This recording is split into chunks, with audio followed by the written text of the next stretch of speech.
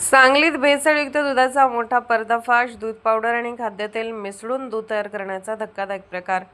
सांगली जिल्ह्यातून एक धक्कादायक बातमी समोर आली आहे. मिरज तालुक्यातील सलगरे गावात दूध पावडर आणि खाद्यतेलाचा वापर करून भेसळयुक्त दूध तयार करण्याचा प्रयत्न उघडकीस आला आहे.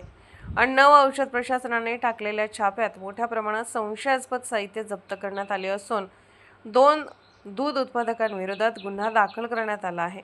ही कारवाई मिरज तालुक्यातील सलगरे गावात करण्यात आली. अन्न व औषध प्रशासनाला या भागात दुधात भेसळ होत असल्याची गोपनीय माहिती मिळाली होती.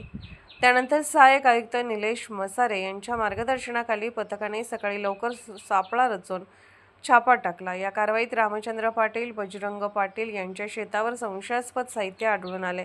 एका ठिकाणी 3 पोती दूध पावडर, 10 लिटर खाद्यतेल आणि 60 लिटर दूध जप्त करण्यात आले. प्राथमिक चौकशीत हे साहित्य दुधाचे फॅट आणि प्रमाण कृत्रिमरित्या वाढवण्यासाठी वापरण्याचा प्रयत्न होत असल्याचे समोर आले. दुसऱ्या ठिकाणीही 24 लिटर खाद्यतेल आणि दूध पावडर आढळून आली. या दोन्ही दूध उत्पादकांविरोधात कवठेमहांकाळ पोलीस ठाण्यात गुन्हा दाखल करण्यात आला आहे. तसेच जप्त केलेल्या दुधाचे नमुने प्रयोगशाळेत तपासणीसाठी पाठवण्यात आले आहेत.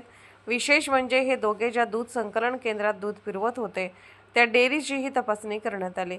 डेअरीतील दुधाचे नमुने तपासणीसाठी घेण्यात आले असून प्राथमिक तपासणीत तेथे कोणताही संशयास्पद बाब आढळून आली नसल्याची माहिती अधिकाऱ्यांनी दिली आहे.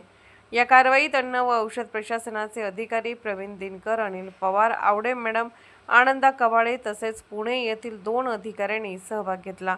अन्न व औषध प्रशासनाने नागरिकांना सुरक्षित आणि दर्जेदार अन्नपदार्थ उपलब्ध करून देण्यासाठी अशा कारवाया पुढेही सुरू राहणार असल्याचे स्पष्ट केले आहे. दुधामध्ये भेसळ झाल्याचे अंतिम सत्य प्रयोगशाळेच्या अहवालानंतर स्पष्ट होणार असले तरी या कारवाईमुळे जिल्ह्यातील दूध व्यवसायात एकच खळबळ उडाली आहे.